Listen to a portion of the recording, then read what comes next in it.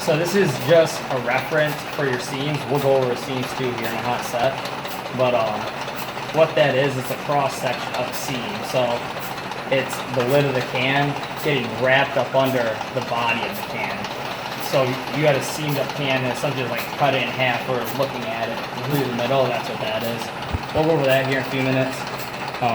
F3 screen, you must be in pause mode for this, just like we are right now. So we're going to use this to sanitize everything on the machine. So you can lower this up and down, open up the valves. If you hear that, that's a CO2. You can hit that. Then also we're going to set our floats with it. So if you try the floats, this is float 1 because it's the first can in.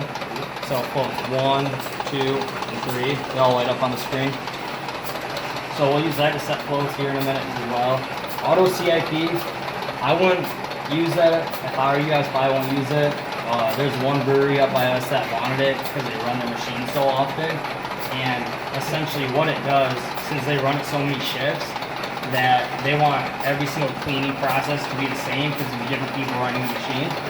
And so what happens if you hit that? These are the brewery has a huge bucket of cleaner.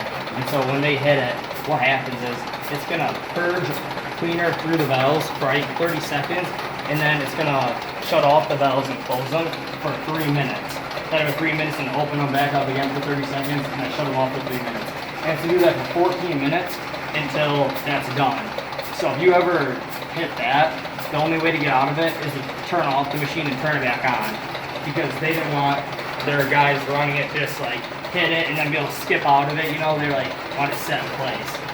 So you guys probably won't use it. I mean, I've only seen that one company use it before.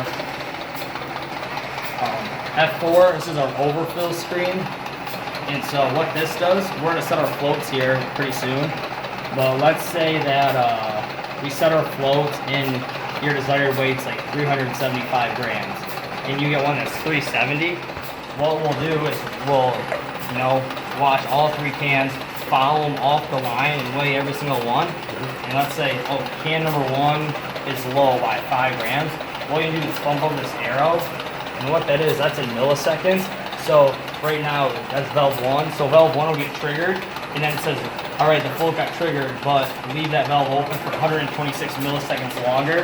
That way, you can get a little bit more product in there and dial in your weights.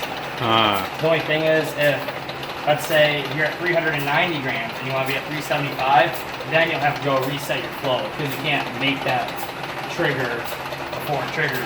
If that makes any sense, I guess. Yeah. So that's F4 screen. F5 screen. This is what we were just on a few minutes ago. We'll use this for seam setup, and this is actually what we do right now. So before you run, every time before you guys do a canning run, I would definitely check your first and second op, and then while you're running, just check your second op periodically. Usually a good reference point is when the stack of lids runs out, because it's about 550 lids.